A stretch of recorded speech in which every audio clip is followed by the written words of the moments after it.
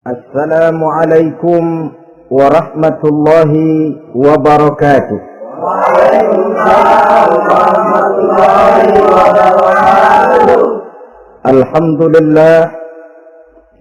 Alhamdulillahil jabbaril qahhar, al-azizil ghaffar, khaliqil jannati wan nar.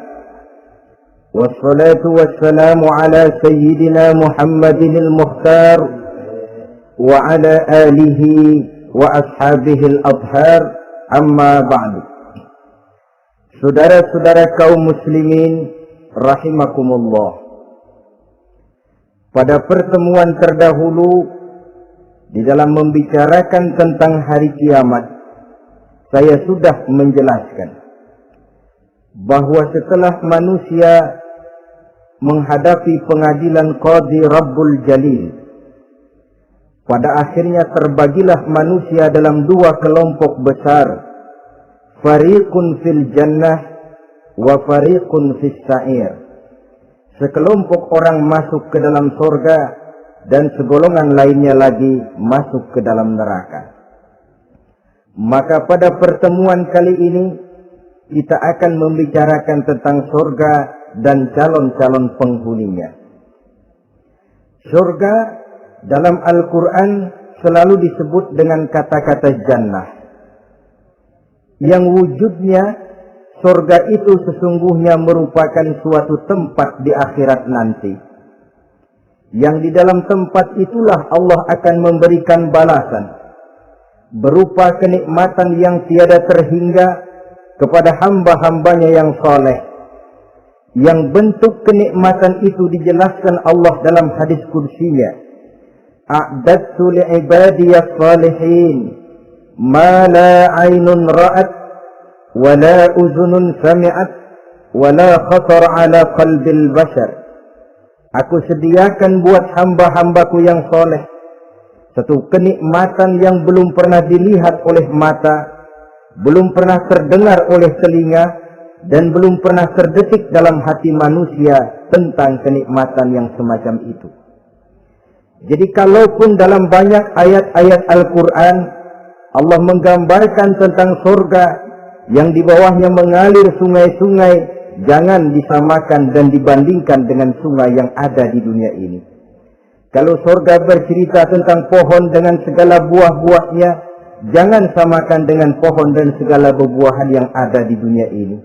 Kalau surga bercerita tentang istana, tentang tempat tidur, tentang permadani dan sebagainya, seluruhnya tidak sama dan tidak bisa disamakan atau dibayangkan dengan yang kita hadapi dalam kehidupan di dunia ini. Di sanalah manusia akan menemukan kehidupan yang hakiki, yang sebenar-benarnya, yang tidak akan pernah berubah untuk selama-lamanya. Adapun kehidupan di dunia ini, boleh saja kita katakan kehidupan yang kamuflase, fata morgana, atau dalam bahasa agama sering disebut dengan kehidupan khayali. Ia berubah, ia bertukar, ia berganti oleh pergeseran masa dan pertukaran waktu. Kita jadi orang kaya di dunia, bagaimanapun kayanya kita, kekayaan itu tidak lain adalah kekayaan khayali namanya. Hari ini dia kaya, besok dia boleh jatuh bangkrut. Tengoklah orang-orang kaya di dunia ini, yang tidak cuma sekedar memperkaya diri untuk dirinya sendiri saja, tapi kadang-kadang sudah mempersiapkan untuk anak-anaknya, untuk cucu-cucunya, untuk iparnya, untuk besannya, pendeknya untuk seluruh keluarganya. Tidak cukup harta cuma untuk 1, 2, 3, bahkan sampai 7 keturunan. Tidak cukup dengan uang miliaran, malah triliunan. Tidak cukup dengan punya tanah yang luas, malah gunung dibeli, laut dibeli, langit pun kalau dijual mau dibeli. Sudah melampaui batas yang dinamakan kewajaran, dihinggapi penyakit rakus bin serakah alias tamak, lalu menghalalkan segala macam cara untuk mencapai harta, padahal itu tidak lebih dari bayangan khayali. Harta yang banyak itu mampukah menolak penyakit yang hendak datang? Harta yang banyak itu mampukah menahan tumbuhnya uban selembar di atas rambutnya? Harta yang banyak itu mampukah mencegah sebuah giginya yang hendak permisi? Dan pada akhirnya harta yang begitu banyak itu mampukah menolak kedatangan malaikat maut? Sama sekali ternyata tidak. Itulah kekayaan khayali namanya. Karena itu orang yang terbuka mata hatinya, dia tidak hanya mengejar kekayaan khayali ini, dia mengejar kekayaan hakiki yang terpendam di dalam kepribadian berupa al-akhlaqul karimah. Akhlak dan budi pekerti yang terpuji yang menghiasi jiwa dan kehidupannya. Ada sifat sabarnya, ada sifat syukurnya, ada sifat qanaahnya, dan segala macam akhlak yang terpuji. Itulah kekayaan jiwa yang tidak bisa dinilai dengan materi. Kita punya pangkat, jabatan, kedudukan tinggi, pangkat apapun di dunia ini sesungguhnya tidak lebih dari pangkat khayali. Buktinya bahwa dia pangkat khayali, pangkat di dunia ini selalu ada bekasnya.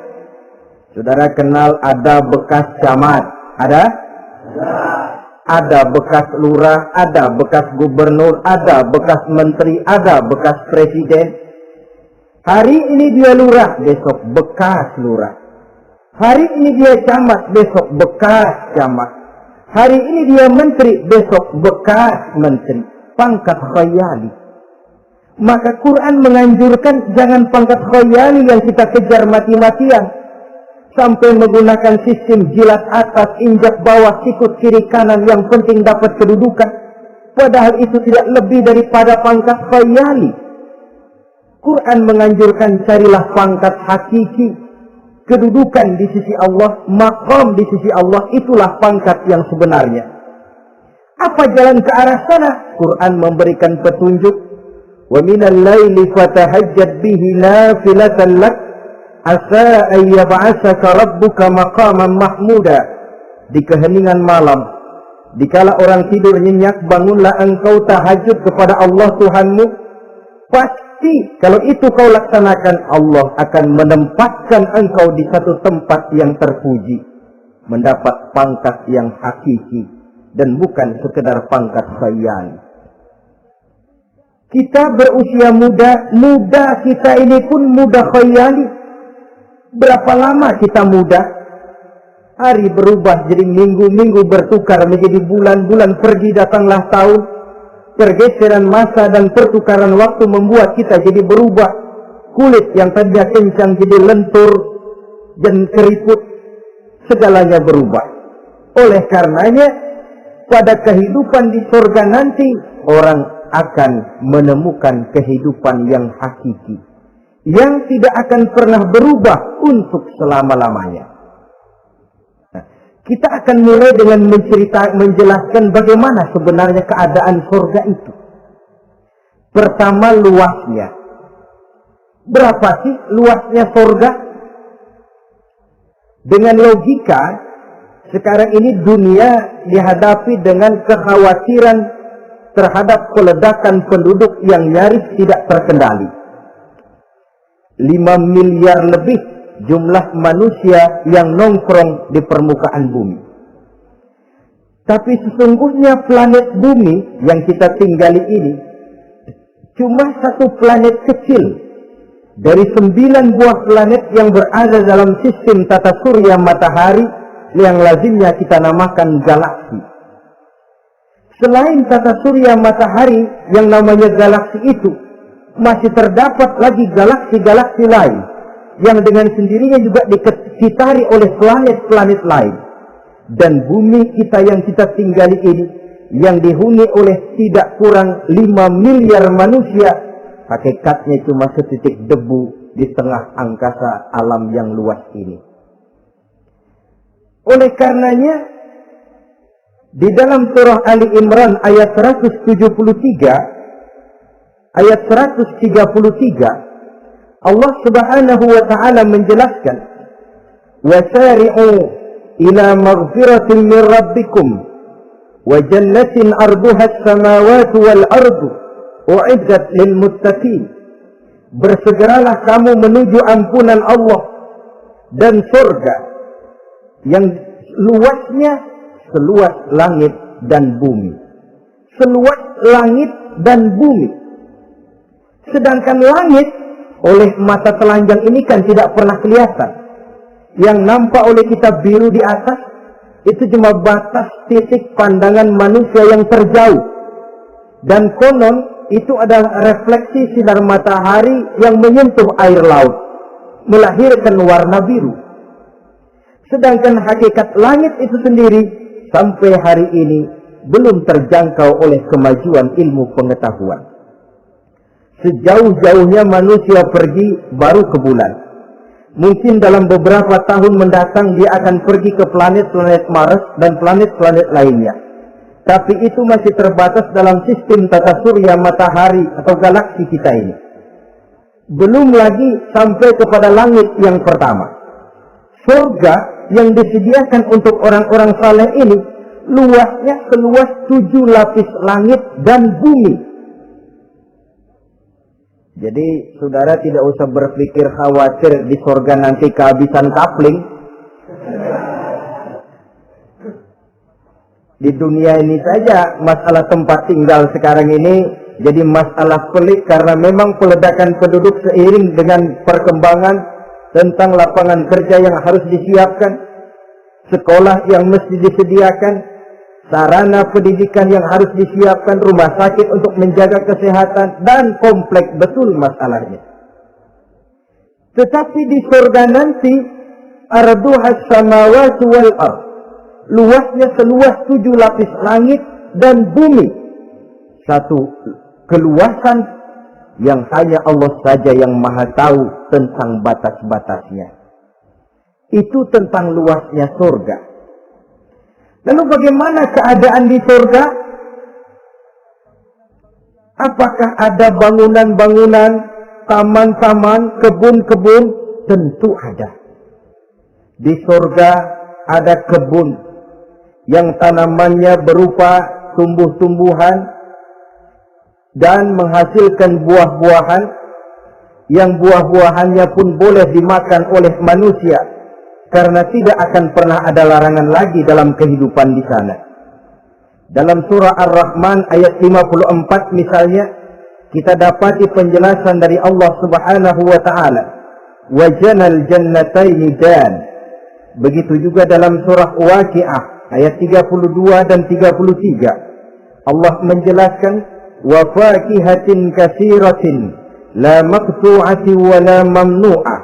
Dan di dalam surga itu terdapat buah-buahan yang sangat banyak sekali yang tidak pernah putus-putusnya wala mamnu'ah dan tidak dilarang untuk mengambilnya. Yang dimaksud la maqtu'ah tidak terputus artinya buah-buahan di surga itu begitu kita petik keluar lagi gantinya.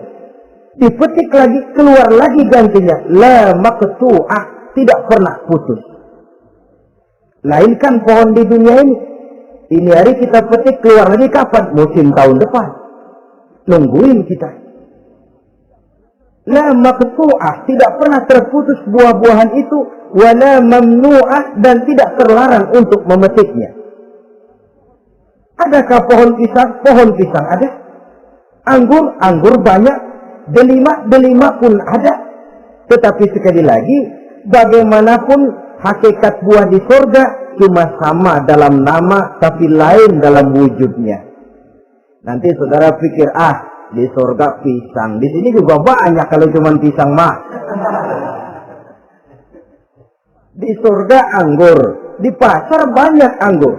Ini cuma nama yang sama. Hakikatnya tentu berbeda. So, kalau hakikatnya juga sama, ya nggak usah sampai ke akhirat. Di sini pun cukup. Adanya nama-nama ini cuma untuk memberikan gambaran tentang buah-buah yang ranum, yang nikmat, yang lezat, dan yang digemari oleh manusia. Dan jangan heran, kalau di dunia ini biasanya pohon itu akarnya di bawah, buahnya yang di atas. Maka di surga nanti terbalik pohon itu. Akarnya yang di atas, buahnya yang ke bawah. Sehingga orang nggak perlu tangga, Dan ngambil buah tinggal metik saja, nggak perlu naik, nggak perlu manjat, nggak perlu bersusah payah.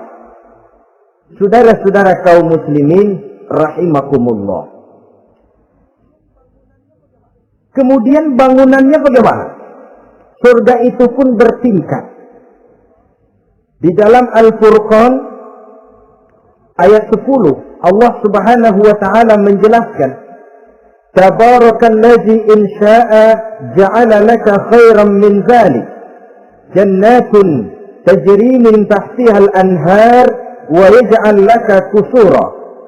Maha suci Allah yang apabila ia menghendaki dijadikannya untuk kamu yang lebih baik daripada kehidupan dunia ini, yaitu surga yang di bawahnya mengalir sungai-sungai, dan dibangunkannya untuk kamu istana-istana di dalam surga. Jadi bangunan di surga pun berbeda sesuai dengan amalan orang yang masuk ke dalamnya. Seperti halnya perumahan di dunia ini, ada yang masuk kelas pondok indah, ada juga yang masuk kelas pondok pindah. Itu kan tidak sama itu. Ada pondok indah, ada pondok pindah. Sudah pondok pindah lagi. Kenapa bisa berbeda begitu? Ya tergantung kekuatan ekonominya. Makin tinggi nilai kekuatan ekonominya, makin mampu dia mendirikan istana di dunia. Tapi di surga nanti yang bikin mampu bukan ekonomi. Yang bikin mampu adalah amalan pada waktu hidup di dunia. Makin banyak amalnya, dengan sendirinya makin baguslah istananya di surga. Tetapi yang namanya surga dapat empernya juga sudah lumayan betul itu.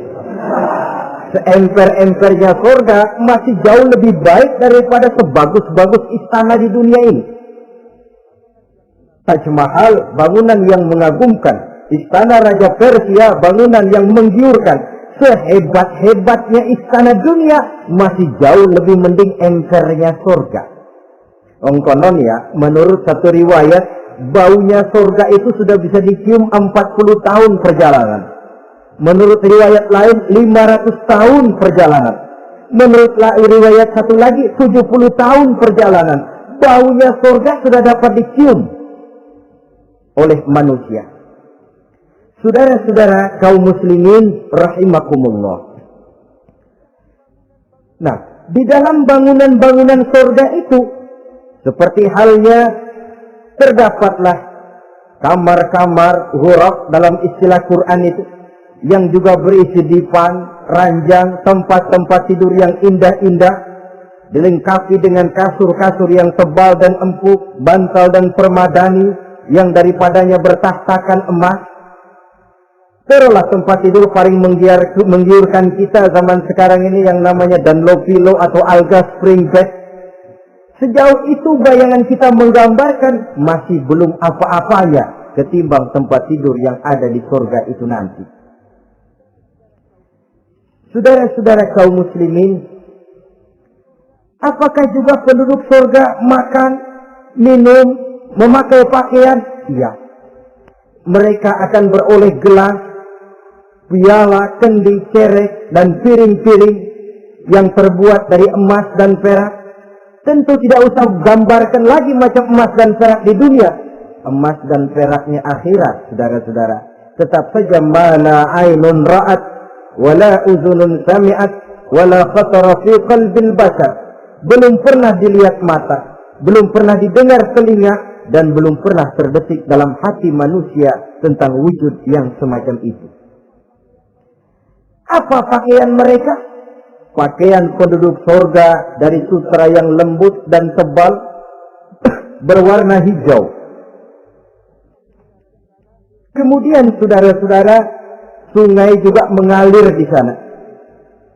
Mata airnya antara lain berwarna jernih, ada yang air susu, ada yang sungai madu, ada yang khamar atau sungai arak, dan penduduk surga boleh meminumnya. Tidak ada larangan sama sekali.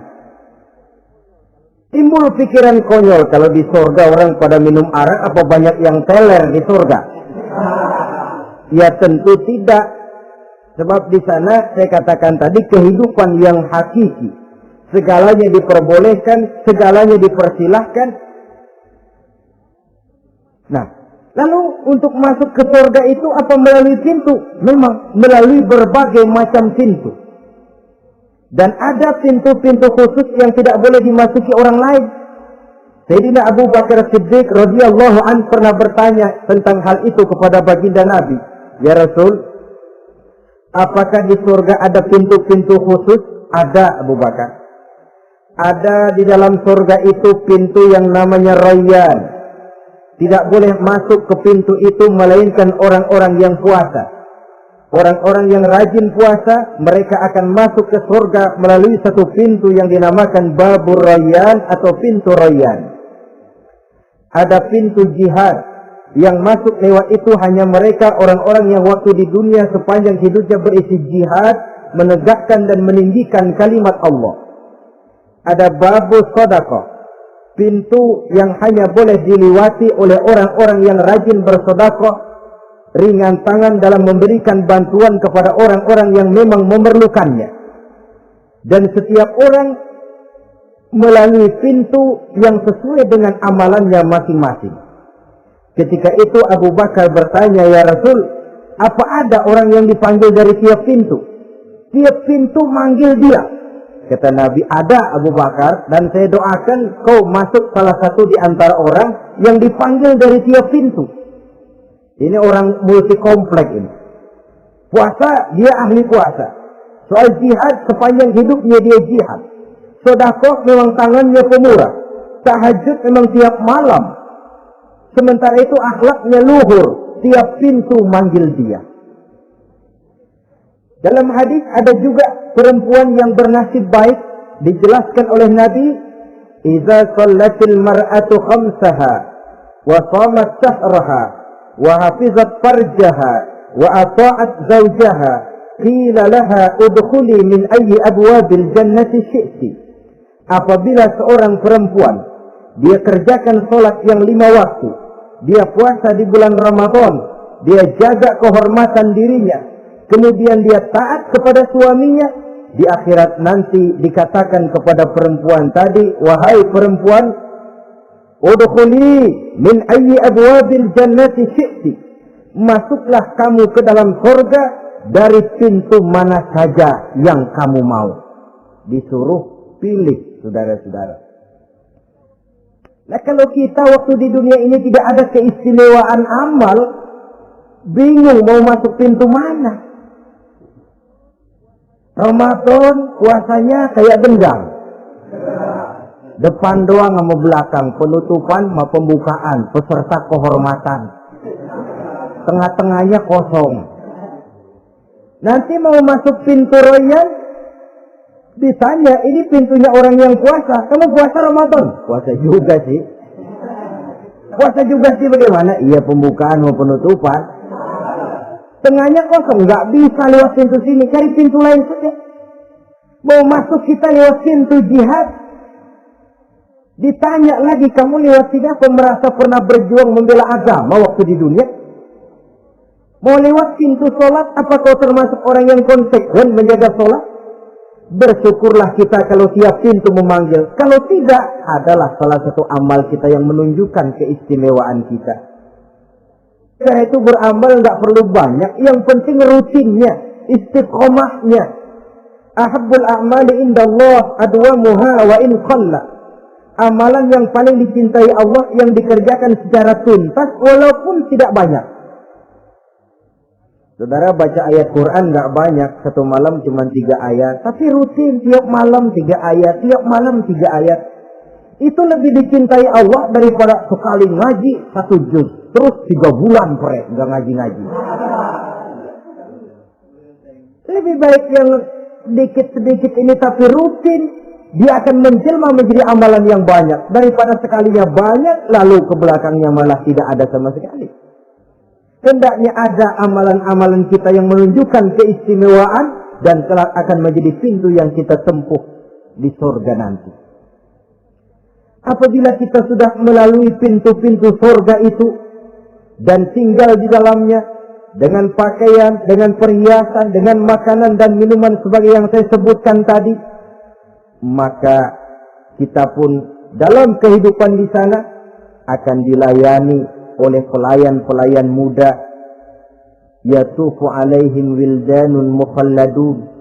Pelayan-pelayan yang muda itu keliling melayani apa keperluannya dan tidak pernah tua pelayan itu, sebagaimana kita pun tidak akan pernah tua. Pendeknya sudah jadi king of king di surga ini, jadi raja di raja.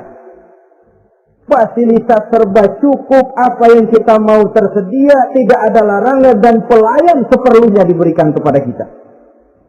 Nah, bagaimana keadaan penduduk surga? Dari Imam Tirmizi dijelaskan satu hadis, berkata Hasan al-Basri, ahlul jannati kulluhum abna'u salasa wa salasin sana. Mereka rata-rata orang-orang muda penduduk surga itu. Umurnya tidak lebih 33. Ya, muda-mudanya, cakep-cakepnya, ganteng-gantengnya. Pantas kalau satu hari ada perempuan tua menghadap Rasul. Ya Rasul, saya ahli ibadah. Saya beriman kepada Allah, saya cinta kepada Islam, apakah saya akan masuk surga ya Rasul? Nabi senyum, enggak bu, nenek-nenek enggak masuk surga. Itu perempuan nangis sejadi-jadinya. Ya Rasul, kalau gitu sia-sia tahajud saya, sia-sia puasa saya, sia-sia segala macam ibadah saya. Nenek-nenek enggak masuk surga ya Rasul, sayang benar segalanya ini. Rasul kemudian menghampiri perempuan tadi. Bu, kalau yang ibu bilang itu benar, ibu masuk surga. Cuman di sana ibu balik muda lagi. Kulit nggak kempot kayak begitu. Rambut nggak putih macam begitu. Ibu nanti di surga bakal jadi muda lagi. Salasa wa salasin, umur 33 tahun. Rata-rata seluruh penduduk surga umurnya begitu. Tidak ada yang tua, tidak ada yang anak-anak, tidak ada yang remaja, rata-rata segitu. Nah, lalu bagaimana? Di surga hati mereka menjadi satu. Di antara sesama penduduk surga. Tidak ada yang iri hati, tidak ada yang punya sifat dendam. Itu keadaan di surga. Walaupun bertetangga, yang satu bisa mengunjungi yang lain, yang satu bisa nengokin yang lain. Tapi tidak ada sifat iri hati dan dengki. Tidak ada yang satu datang ke tempat saudaranya di surga, loh kapling lo lebih luas dari gua. Enggak ada Tuhan. Tidak ada. Semuanya hati sudah menjadi satu. Tidak ada dendam, tidak ada iri hati. Kan jauh bedanya dengan kehidupan di dunia ini toh. Kadang-kadang di dunia ini begitulah romantikanya. Kita melarat, disuraki orang. Kita sedikit kaya, diselidiki orang, ada saja yang iri, ada saja yang hasut, dan selalu mencari cara untuk menjatuhkan kita. Di surga, hal semacam itu tidak akan kita temui. Orang tidak punya sifat iri hati dan dendam. Lalu bagaimana lagi keadaan penduduk surga itu? Mereka selalu merasa senang dan bahagia. Tiap hari, tiap saat yang dirasakan cuma itu saja. Tidak diselingi seperti kehidupan di dunia ini, di mana senang berseling dengan susah, bahagia berganti dengan derita, ada senyum bahagia, ada tangis menahan derita. Itu romantika kehidupan di dunia. Di akhirat itu tidak akan pernah ditemui dalam surga nanti. Orang selalu merasa senang, karenanya di sana tidak ada keluh kesah.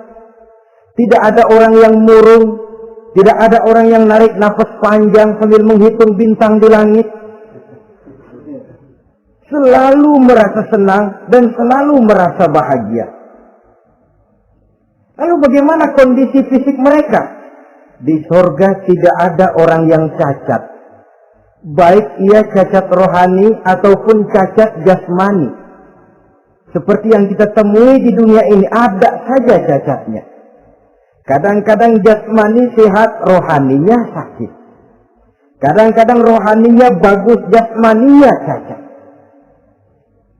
Di surga, orang sempurna, komplit, cukup. Tidak ada yang cacat rohani ataupun yang cacat jasmani. Kalau dalam kehidupan di dunia ini mereka cacat, bagaimana? Mereka akan utuh dan sempurna apabila masuk ke dalam surga.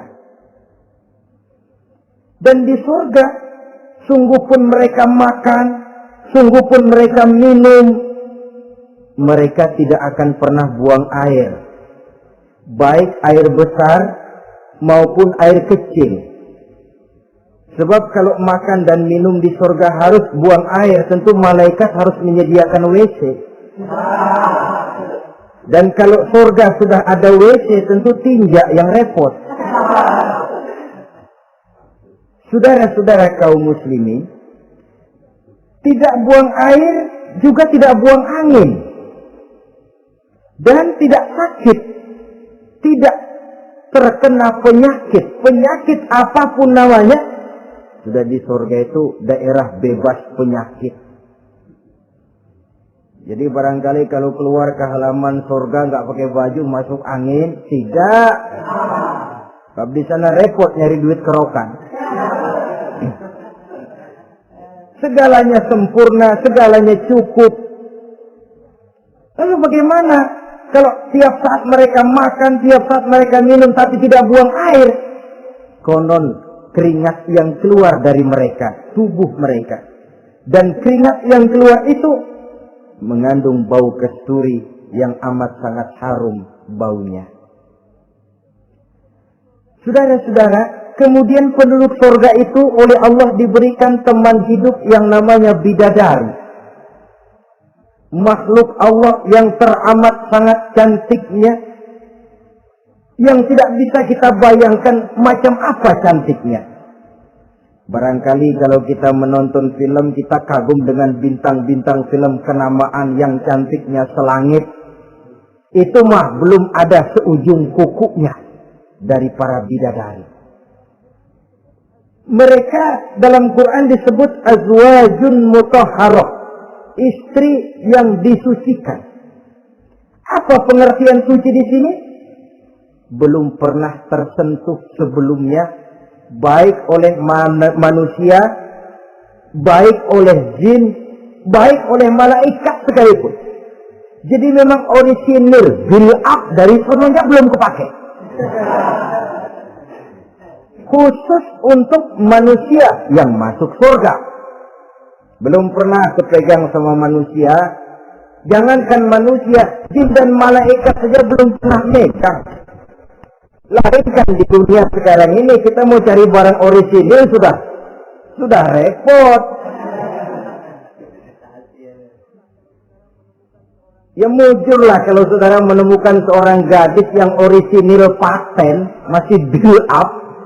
Barangkali mujur, tapi umumnya terutama di kota-kota besar, ya sudah kita dapat second hand juga masih lumayan. Kalau tidak rongsok-rongsok bener mah, ini kadang-kadang sudahlah second hand, kondisinya juga 30%, udah mesti nyervis melulu kita. Saudara-saudara, azwajun mutahharah, belum pernah tersentuh oleh siapapun. Lalu makna tahara ini, mereka selalu suci, tidak pernah baik menstruasi atau mencret. Tidak pernah. Dan kalau perempuan kita, istri-istri kita di dunia ini kan 1 minggu dalam sebulan terkena dapat fasilitas dia untuk tidak sholat, untuk tidak ibadah, masa haid itu. Perempuan di surga yang namanya bidadari tidak akan pernah mengalami haid. Lalu apalagi keistimewaannya? Selalu perawan. Tidak pernah janda. Walaupun tiap hari dipakai, habis dipakai perawan lagi. Saudara-saudara yang saya hormati, itu diperuntukkan untuk penduduk-penduduk surga. Nah itu laki-laki itu. Iya, kalau perempuan bagaimana? Satu riwayat menjelaskan mereka akan menjadi ratu di surga. dengan segala kenikmatan yang juga tidak pernah mereka bayangkan sebelumnya.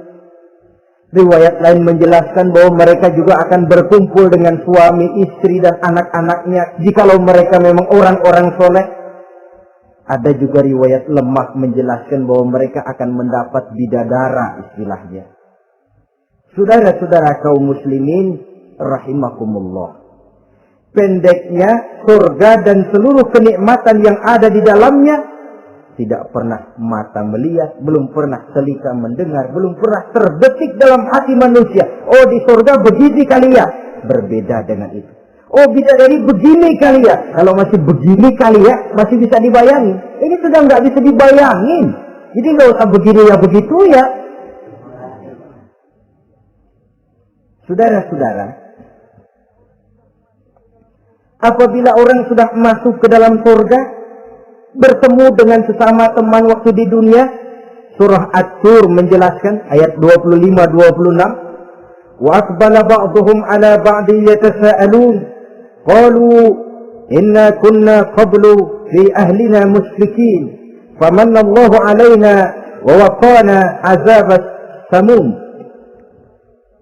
Apabila mereka telah masuk ke dalam surga, sebagian yang lain berkunjung kepada sebagian yang lain. Cara kita belah sono, ini teman kita dulu waktu dunia, yuk samperin yuk. Ba'duhum ala ba'di yatasaalun, saling tanya menanya. Kalau istilah kita, sampai juga kemari? Iya. Saya waktu di dunia dulu sebenarnya sudah khawatir takut mendapat azabnya Allah, tapi Allah memberikan karunia kepada saya diselamatkan dari azab, dari mara bahaya neraka, sampailah saya ke dalam surga ini. Alhamdulillah. Bagaimana kabarnya ente? Alhamdulillah saya juga sampai ke surga ini. Si fulan bagaimana? Nyangkut kali dia mah di neraka. Yatasaalun, saling tanya menanya hal ihwal dan keadaan mereka. Tapi satu hal yang jelas, saudara-saudara, di surga nanti itu tidak ada perkataan yang sia-sia, tidak ada ucapan kotor, tidak ada omongan keji, dan tidak ada omongan kosong. Tidak ada omongan yang sia-sia, ucapan-ucapan yang kotor, mencaci maki, itu tidak ada. Karena sifat marah pun tidak ada dalam surga. Kalau di sini kadang-kadang sedikit marah sudah semrawut, kata-kata kita sudah out of control. Di sana tidak ada kata-kata kosong yang tidak ada manfaat dan tidak ada gunanya. Saudara-saudara kaum muslimin rahimakumullah. Kemudian yang terakhir, kita akan membicarakan apa saja nama-nama surga itu dan siapa calon orang-orang yang masuk ke dalamnya. Pertama, yang dinamakan Jannatul Firdaus atau surga Firdaus.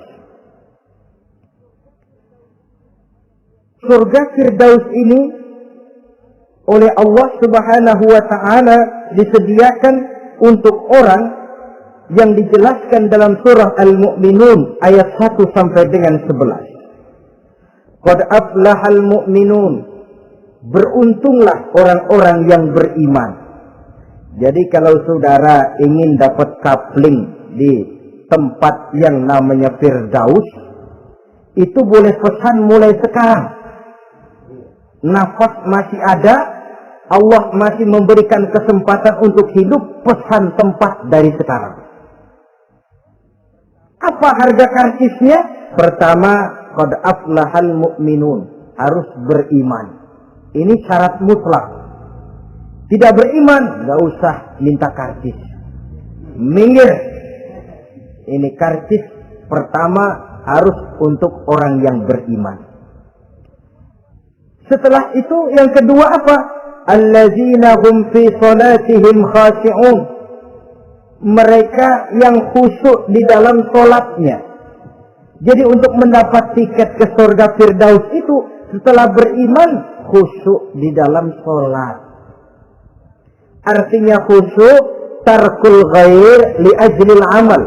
meninggalkan yang lain dan hanya memfokuskan diri kepada satu pekerjaan yang sedang dihadapi. Kalau kita makan sambil ngobrol, itu namanya makannya nggak khusyuk. Sebab ada sambil ngobrolnya. Nah, sholat yang khusyuk, sholat yang di dalamnya tidak berisi yang lain kecuali sholat itu. Meninggalkan yang lain dan hanya memfokuskan diri saja untuk melaksanakan suatu amalan. Dan sholat khusyuk itu berat. Kadang-kadang waktu mau sholat kita nggak ingat apa-apa. Begitu sudah masuk takbir yang kita lupa malah kita ingat. Itu kurang ajarnya iblis. Mau sholat nyari dompet nggak ketemu, begitu takbir. Aduh, dompet di atas meja. Ini kalau sembahyang lama-lama digerakasi orang nanti nih. Mulai kocar-kacir sholat kita. Makanya kata Imam Nawawi, sudah dinamakan khusyuk untuk tingkatan orang awam. Kalau pada waktu takbir dia ingat Allah. Begitu aja dulu dah tingkatan orang awam itu. Sebab yang namanya khusyuk itu hudurul qalbi wa sukunul jawarih. Hatinya ikut sholat, anggota badannya tenang tentram di waktu sholat. Khusyuk. Kalau waktu sholat garuk sono, garuk sini, kaki ketekas, ketekus. Sudah anggota badannya nggak khusyuk. Atau anggota badannya tenang tentram, nggak gerak-gerak, cuma hatinya ngayab kemana-mana. Badannya di musola, hatinya di pasar. Itu juga nggak khusyuk. Dan itu berat. Karena itu, ini syarat kedua untuk mendapat tiket ke Firdaus. Imam Ali saja pernah dites oleh Rasul. Ya Ali, saya ya Rasul, kalau kau bisa sembahyang khusyuk, aku boleh kasih kau serban. Kamu boleh pilih yang hijau atau yang putih nanti. Baik ya Rasul, sembahyang beliau 2 rakaat. Selesai salam ditanya, yang mana sorbannya li? Kata Imam Ali, yang hijau ya Rasul. Belum nengok, udah yang hijau ya Rasul. Kata Nabi, kalau begitu ente nggak khusyuk li. Kenapa? Mungkin tadi waktu sujud mikirin, ntar kalau gua ditawarin milih yang hijau aja dah. Belum nengok sudah menjawab. Saudara-saudara, yang ketiga, wallazina hum 'anil lagwi mu'ridun. Orang-orang yang menghindarkan diri dari ucapan dan perbuatan yang sia-sia, yang tidak ada gunanya. Ini tiket yang syarat yang ketiga untuk mendapat tiket ke Firdaus itu menghindarkan diri baik dari ucapan ataupun perbuatan yang sia-sia, yang tidak ada nilainya baik dalam pandangan manusia, lebih-lebih lagi dalam pandangan Allah. Yang keempat, wallazina hum lizzakati fa'ilun. Mereka yang aktif membayar zakat. Kemudian yang kelima, wallazina hum lifurujihim hafizun illa ala azwajihim aw ma malakat aymanuhum fa innahum ghairu malumin. Orang-orang yang memelihara kehormatan dirinya kecuali kepada istrinya atau kepada budak sahayanya, pandai mengendalikan nafsu, tidak terperosok memperturutkan syahwatnya. Yang keenam, wallazina hum li amanatihim wa ahdihim ra'un. Orang yang pandai menjaga amanah dan pandai menepati janji. Saudara-saudara, kalau janji ditepati, sebab janji adalah hutang. Yang ketujuh, wallazina hum ala salawatihim yuhafizun. Mereka juga selalu memelihara, tidak cuma sekedar khusyuk, tapi memelihara sholat dengan baik. Ayat ke-11 dari Al-Mu'minun ini ditutup oleh Allah dengan jelas, ulaika humul warithun allazina yarithuna al-firdausa hum fiha khalidun. Mereka itulah para ahli waris yang akan menerima warisan berupa surga Firdaus dan mereka kekal di dalamnya. Kalau tadi sudah kita tangkap bahwa begitu besar kenikmatan yang ada di dalam surga, ternyata barang yang mahal memang tidak mudah untuk didapat. Saudara-saudara, inilah surga Firdaus. Adapun yang kedua, nama surga itu disebut dalam Quran Jannatu Adnin, surga Aden. Untuk siapa mereka? Dalam surah Ar-Ra'd ayat 22 dan 23 Allah menjelaskan, walladzina sabaru ibtigha'a wajhi rabbihim wa aqamus shalah wa anfaqu mimma razaqnahum sirran wa 'alaniyah wa yadra'una bil hasanati sayyi'ata ulaika lahum 'uqbad dar jannatu 'adnin yadkhulunaha. Dan orang-orang yang sabar, walladzina sabaru, orang-orang yang sabar. Sabar dalam apa? Ibtigha'a wajhi rabbihim, dalam menuntut keridhaan Allah. Sabar dalam mencari keridhaan Allah. Sujud mencari keridhaan Allah, sabar. Puasa mencari keridhaan Allah, sabar. Melaksanakan segala macam ibadah untuk mencari keridhaan Allah, sabar. Ini syarat untuk mendapat tiket ke surga Aden nanti, Jannatu Adnin. Sabar dalam mencari ridho Allah.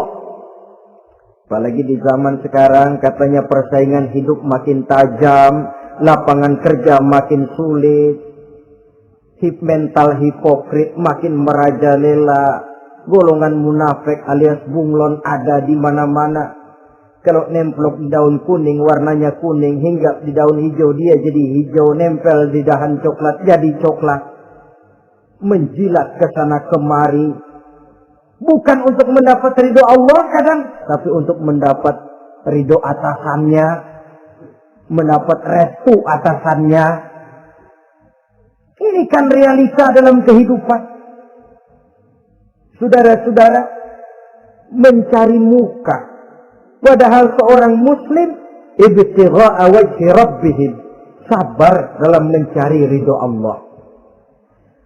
Lalu wa aqamus shalah, mereka mendirikan salat. Di sini hanya pengertian umum, mendirikan salat. Kalau dalam Firdaus tadi ditegaskan tidak cuma sekedar mendirikan, tapi juga khusyuk dan memelihara. Ini mendirikan, saudara-saudara. Maaf, ada orang yang mengerjakan sholat, ada orang yang mendirikan sholat. Apa bedanya itu? Kalau mengerjakan sholat cuma sekedar gugur kewajiban. Pokoknya gugur kewajiban beres. Kadang-kadang pulang sembahyang Jumat nyabet sendal. Enggak sembahyang dia, sembahyang. Kok nyolong sendal pulangnya? Itu baru ngerjain sholat, belum mendirikan sholat. Kalau mendirikan sholat, selesai sholat, ajaran sholat diterjemahkan dalam kehidupan. Itu mendirikan namanya. Ada istimror, kontinuitas alias kesinambungan. Selesai sholat, akhlak sholat, ajaran sholat diterjemahkan di luar sholat. Itu makna aqamus sholat. Apalagi syarat yang ketiga untuk mendapat tiket ke surga Aden ini, wa anfaqu mimma razaqnahum sirran wa 'alaniyah, menginfakkan, membelanjakan di jalan Allah rezeki yang diberikan kepada mereka, baik terang-terangan maupun sembunyi-sembunyi. Maka sedekah itu terang-terangan baik, sembunyi-sembunyi juga baik kalau niatnya ikhlas karena Allah. Terang-terangan baik. Kenapa? Untuk merangsang orang lain supaya berbuat seperti kita. Bukan untuk dipuji, bukan untuk mendapat ria. Saudara-saudara, saya yang miskin nyumbang 100.000, saudara berapa yang kaya? Ini boleh untuk merangsang orang lain.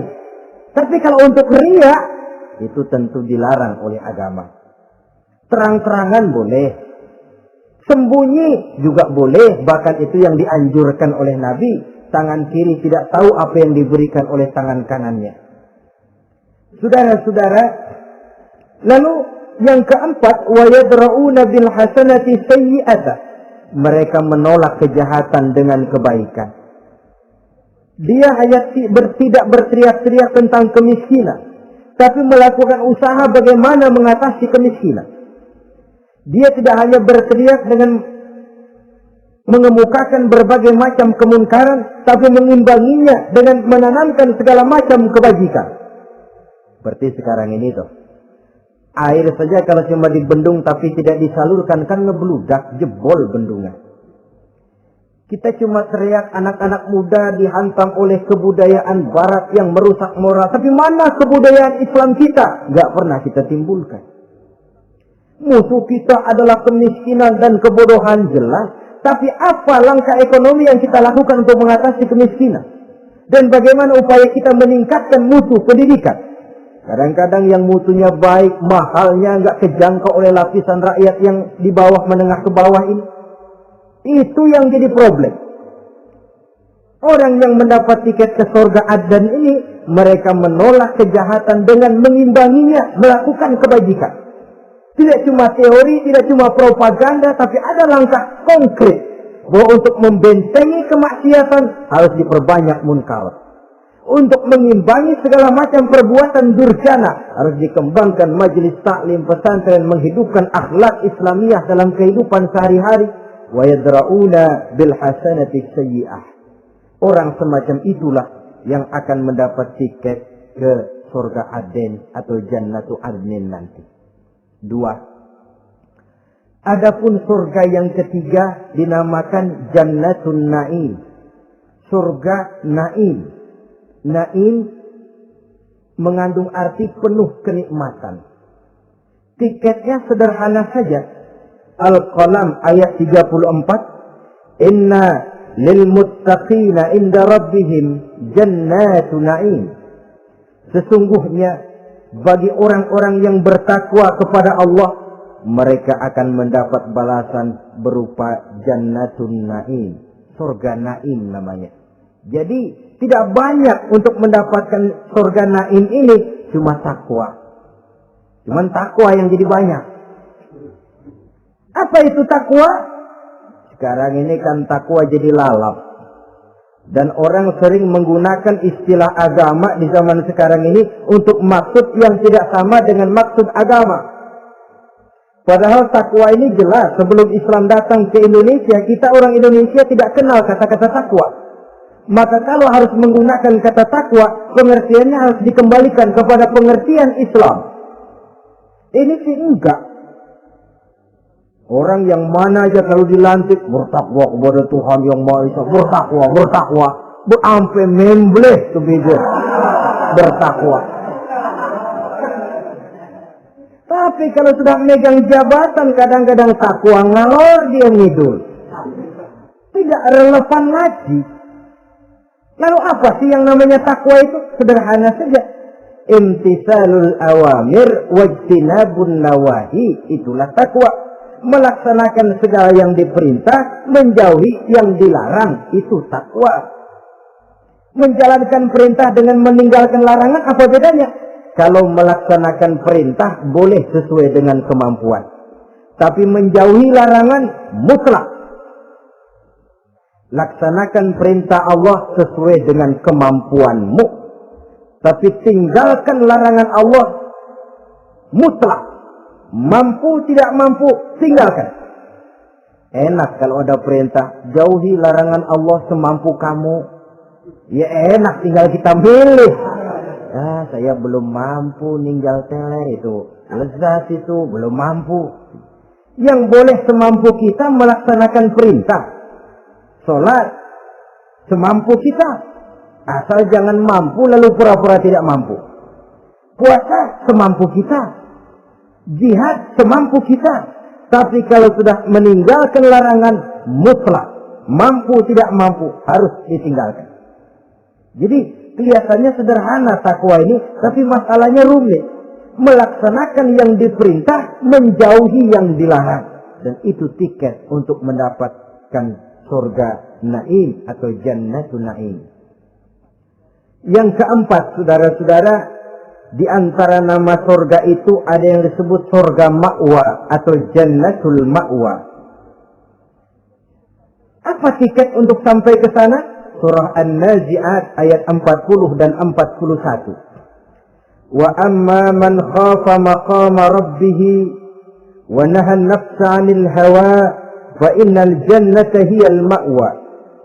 Sesungguhnya orang-orang yang takut kepada larangan Tuhannya, wa nahan nafsa 'anil hawa, dan sanggup mengendalikan nafsu, sanggup mengendalikan diri dari memperturutkan hawa nafsu, fa innal jannata hiyal ma'wa, surga ma'walah tempat tinggalnya nanti. Jadi tiket ke Jannatul Ma'wa ini, pertama khafa maqama rabbih, takut kepada batas-batas yang telah ditentukan oleh Tuhannya. Ini batasnya, kamu jangan nyebrang ke sini. Ini batas yang halal, ini yang haram, ini yang hak, ini yang batil, ini yang ma'ruf, ini yang munkar. Orang yang ingin mendapat tiket ke ma'wa, dia takut batas-batas itu. Lalu sanggup mengendalikan diri, tidak sampai memperturutkan hawa nafsunya. Itu tiket ke surga ma'wa. Yang kelima dinamakan surga Darussalam atau Jannah Darussalam. Dijelaskan dalam Al-An'am ayat 126 dan 127. Wa hadza siratu rabbika mustaqima wa qad fassalna al-ayati liqaumin yatadhakkarun lahum darussalam inda rabbihim wa huwa waliyuhum bima kanu ya'malun. Inilah jalan Tuhanmu yang lurus. Telah kami pisahkan ayat-ayat kami bagi kaum yang mau berpikir. Jadi kelihatan di sini untuk mendapat tiket ke Darussalam, istiqomah mengikuti jalan lurus, istiqomah berpegang kepada Islam, dan pandai membedakan apa yang memang oleh Allah sudah dibedakan antara yang hak dan batil, antara yang benar dan salah, dan selalu ingat kepada ayat-ayat Allah. Itu surga Darussalam. Yang keenam dinamakan Darul Muqamah. Siapa penghuninya? Surah Fatir ayat 34-35. Wa qalu alhamdulillahillazi azhaba 'anna al-hazan inna rabbana laghafurun syakur allazi ahallana darul muqamah min fadlihi la yamassuna fiha nasabun wa la yamassuna fiha lughub. Yaitu orang-orang yang senantiasa bertahmid, memuji kebesaran Allah Subhanahu wa ta'ala, mereka akan mendapatkan Darul Muqamah. Yang ketujuh dinamakan surga Maqamul Amin. Ini pun disediakan untuk orang yang bertakwa, seperti dalam Ad-Dukhan ayat 51, innal muttaqina fi maqamin amin. Dan yang terakhir, yang ke-8 adalah surga khuldi atau Jannatul Khuldi. Dalam surah Al-Furqan ayat 15 dijelaskan, qul adzalika khairun am jannatul khuldi allati wu'idal muttaqun kanat lahum jazaa'an wa masira. Saudara-saudara kaum muslimin rahimakumullah, oleh terbatasnya waktu, inilah sekelumit tentang surga dan calon-calon penghuninya. Mudah-mudahan dijadikan kita oleh Allah termasuk salah seorang di antara calon-calon yang kelak akan menjadi penghuni surga, mendapat kenikmatan yang kekal dan abadi di dalamnya. Amin ya rabbal alamin. Terima kasih atas segala perhatian. Mohon maaf atas segala kekurangan. Usikum wa nafsi bitaqwallah. Wassalamualaikum warahmatullahi wabarakatuh.